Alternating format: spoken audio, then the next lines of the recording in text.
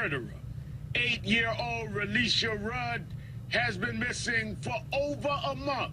She was living with her mother and stepfather at a homeless shelter in Washington, D.C. The prime suspect in her disappearance is this man, 51-year-old Khalil Tatum, the janitor at the homeless shelter.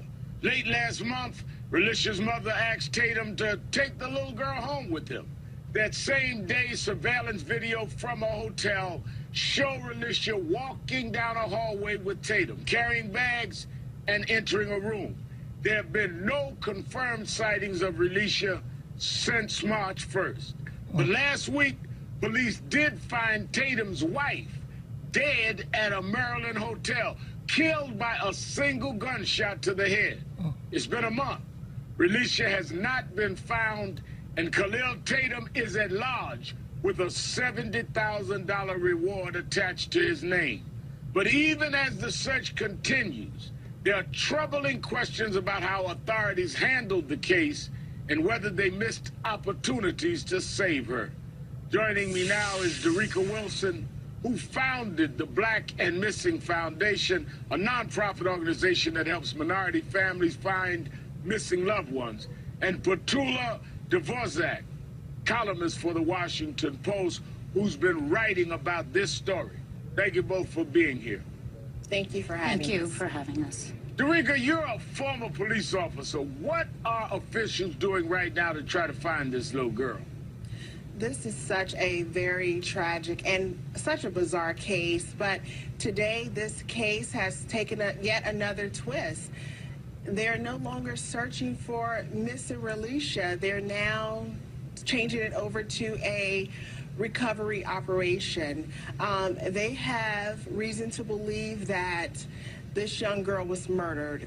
Chief Lanier held a press conference today, and out of that press conference, they are assuming that she is presumed deceased. We are not giving up hope on the fact that Relisha is not alive, and we're going to keep searching. Every day, time is of the essence, but it's getting slimmer and slimmer with us not knowing where she is, and the vehicles that was associated in her disappearance have been recovered.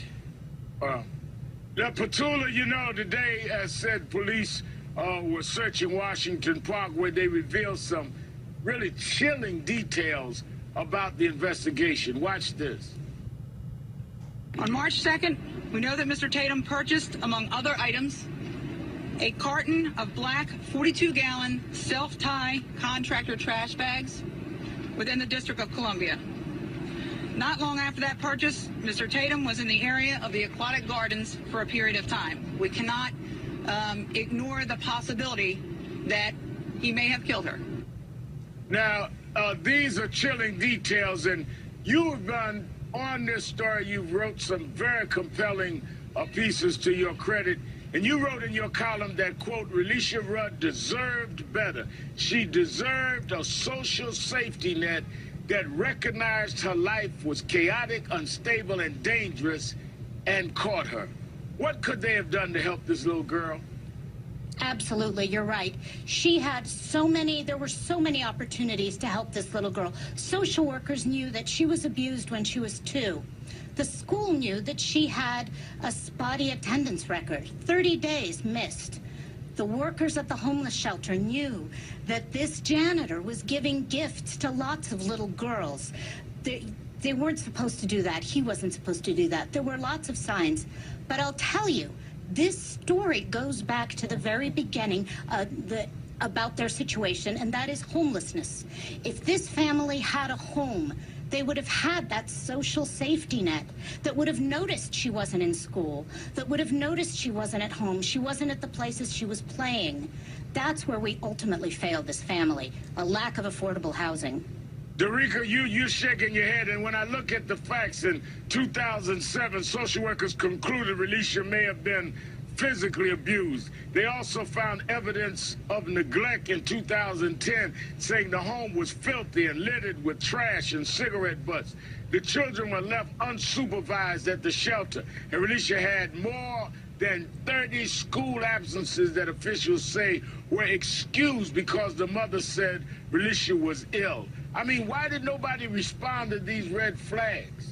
Well, not only did the system fail Relisha with Child Protective Services, but the parents failed Relisha as well. Right. The mother and the grandmother, they were in on this. They allowed this man to pose as Relisha's doctor, allowing him to send letters to the school. To get her out of school. That is a failure right there, to allow a complete stranger to take your daughter. I mean, human trafficking, and we talk about this so often. Yeah. Human trafficking is very prevalent in the United States. And I went on record today to say that, honestly, I think she sold her daughter. I really think she sold her daughter to this predator. And what we're also not talking about is the fact that Kalia Tatum has a very extensive criminal history in Virginia. Under his government-issued name. You know, if you run Kalia Tatum, you're not going to come up with anything. But under his government-issued name, he has a criminal record, and he should have never been working at that shelter around those children.